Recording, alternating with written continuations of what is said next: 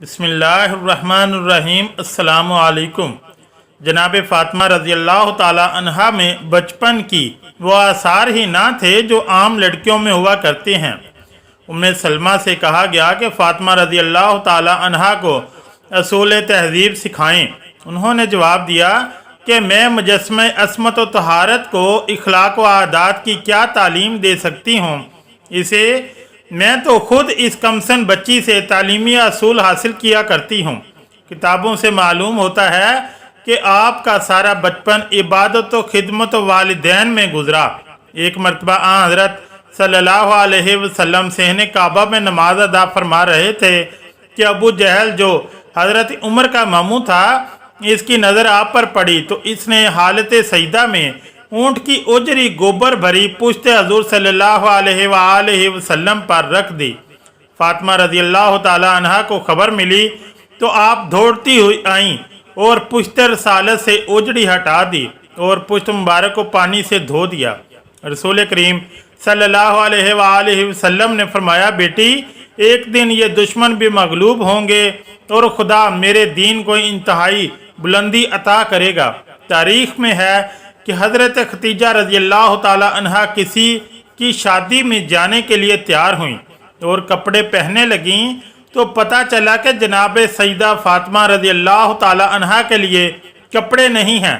माँ इसी तरद्दुद में रही कि बेटी को एहसास हो गया। अर्ज़ किया, मादर ग्रामी मैं पुराने ही कपड़ों में चलूँगी, क्योंकि बाबा जान फरमाते हैं कि मुसलमान लड़कियों का बेहतरीन जेवर हयात लकवी है और बेहतरीन आराइश शर्म हया है। फातिमा ज़हरा रज़ी अल्लाह ताला अन्हा का सारा बचपन फ़िक्र फाका और जंगी मुसाइब में गुजरा। मदराज नबवी में है कि हज़ूर अकरम सल्लल्लाहु अलैहि वसल्लम जनाब सईदा को कि वो कमसन थी अक्सर अपनी आगोश में बैठा लिया करते थे और इनके लबों को बोसा देते थे।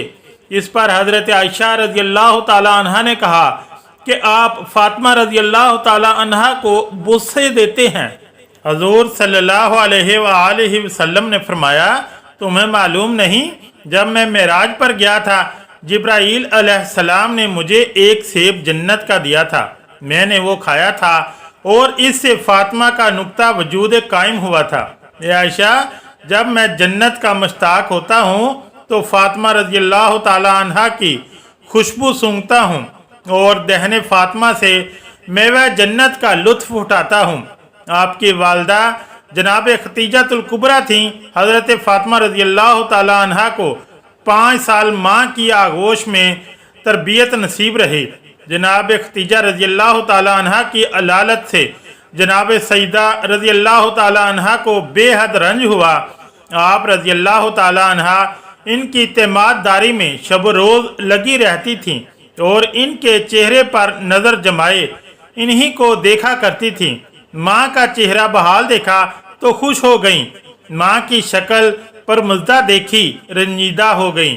यही तर्ज अमर रहा कि एक दिन खतीजा रज़ी अल्लाह ताला अन्हा ने फातिमा रज़ी अल्लाह ताला अन्हा को अपने सीने से लगाया और फूट फूट कर रोने लगी। बेटी ने पूछा, अम्मा जान आज आपके रोने का अंदाज कुछ निराला है। फरमाया, बेटी मैं तुझसे रुखसत हो रही हूँ, अफसोस तुझे दुल्हन बनने ना देख सकी।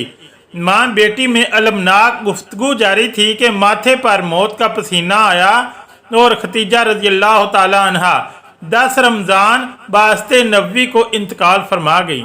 मौत के वक्त आपकी उम्र 65 साल थी। आपको मकबरा हजूम में दफन किया गया।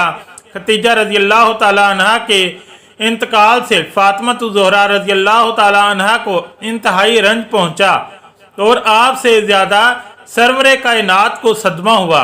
इसी वजह से आपने इस साल को आमुल हुज़न कहा है। हज़रत अली रज़ी अल्लाह ताला अन्हो ने शादी की दरख्वास्त की तो आप सल्लल्लाहु अलैहि वसल्लम ने फातिमा की मर्जी दरियाफ्त फरमाई। वो चुप रहीं। ये एक तरह से इजहार रजामंदी था। बाज़ उलमा ने लिखा है कि हज़रत सल्लल्लाहु अलैहि वसल्लम ने खुद अली रज़ी अल्लाह ताला अन्हो से फरमाया कि अली, मुझे खुदा ने फरमाया है कि अपनी लख्ते जिगर का अक़द तुमसे करूं, क्या तुम्हें मंजूर है? अर्ज़ की, जी हाँ। اس کے بعد شادی ہو گئی۔ علامہ مجلسی لکھتے ہیں کہ پیغام محمود نامی ایک فرشتہ لے کر آیا تھا۔ بعض علماء نے جبرائیل علیہ السلام کا حوالہ دیا تھا، غرض کہ حضرت علی رضی اللہ تعالیٰ عنہ نے 500 درہم میں اپنی ذرا عثمان غنی کے ہاتھوں فروخت کی اور اس کو مہر قرار دے کر بتاریخ یکم ذو الحجہ 2 ہجری حضرت فاطمہ رضی اللہ تعالیٰ عنہ کے ساتھ عقد کیا۔ مذکورہ رقم آج کل کے لحاظ سے 107 روپے ہوتی ہے، جو ہمارے نزدیک شرعی مہر ہے۔ نکاح کے تھوڑے عرصہ بعد 24 ذی الحجہ حضرت سیدہ رضی اللہ تعالیٰ عنہ کی رخصتی ہوئی۔ کھانے پینے کے بعد جلوس روانہ ہوا۔ اشرب نامی ناکہ پر حضرت فاطمہ رضی اللہ تعالیٰ عنہ سوار تھیں، سلمان ساربان تھے۔ ازواج رسول ناکہ کے آگے آگے تھیں۔ بنی ہاشم ننگی تلواریں لیے جلوس میں تھے۔ مسجد کا طواف کرایا اور علی رضی اللہ تعالیٰ عنہ کے گھر میں فاطمہ رضی اللہ تعالیٰ عنہ کو اتار دیا۔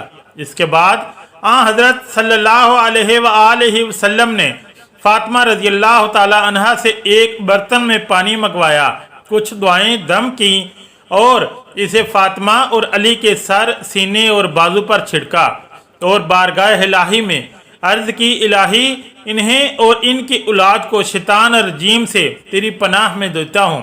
اس کے بعد فاطمہ سے کہا، دیکھو علی سے بے جا سوال نہ کرنا، یہ دنیا میں سب سے اعلیٰ اور افضل ہے لیکن دولت مند نہیں ہیں، اور علی سے کہا کہ یہ میرے جگر کا ٹکڑا ہے، کوئی ایسی بات نہ کرنا کہ اسے ملال ہو۔ حضرت فاطمہ رضی اللہ تعالیٰ عنہ کے ساتھ جس وقت حضرت علی رضی اللہ تعالیٰ عنہ کی شادی ہوئی، ان کے گھر میں ایک چمڑا تھا، رات کو بچھاتے تھے اور دن میں اس پر اونٹ کو چارہ دیا جاتا تھا۔ شوہر کے گھر جانے کے بعد آپ رضی اللہ تعالیٰ عنہ نے جس نظام زندگی کا نمونہ پیش کیا ہے وہ طبقہ نسواں کے لیے ایک مثالی حیثیت رکھتا ہے۔ آپ گھر کا تمام کام اپنے ہاتھ سے کرتی تھیں، جھاڑو دینا، کھانا پکانا، چرخہ کاٹنا، چکی پیسنا اور بچوں کی تربیت کرنا، سب کام اور اکیلی سیدہ عالم رضی اللہ تعالیٰ عنہ، لیکن نہ کبھی تیوری پر بال آئے اور نہ کبھی شوہر سے اپنے لیے مددگار یا خادمہ کی فرمائش کی۔